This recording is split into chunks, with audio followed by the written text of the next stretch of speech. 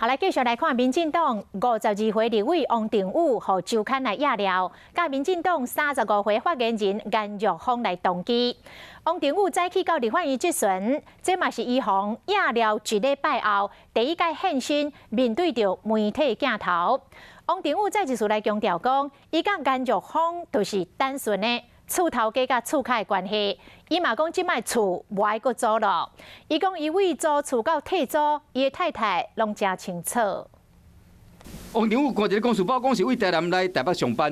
委员早。早，我先签到一下。民进党立委王定宇和周刊翕着讲，住伫民进党发言人颜玉芳的厝内，伊即马出面讲租厝的代志过一段落啊。我想也就不再租了哈，虽然租了几个月而已。那我太太从一开始租屋到现在决定不租，她都清楚。透早讲说先等于办公室准备质询前，佮接受媒体采访。所以当初怎么会选择跟颜若芳来分租？那就找我，其实我已经找了好几个地方了，这是其中一个地方。那承租的问题，我觉得我们都回答过了哈。那我现在准备进行询答，大家辛苦，谢谢。之后要住哪里呢？之后啊，再找啊。那8000块，大家那时候有些争议，那时候8000块是有争议，我觉得8000块很贵啊。这价钱在台北来说其实蛮不容易，有人就说会不会推居住正义之类的。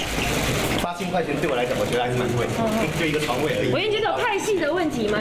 经过一礼拜，王定宇面对镜头嘛，加上质询台，就希望讲，这个租约结束啊，风波嘛会使过一段路。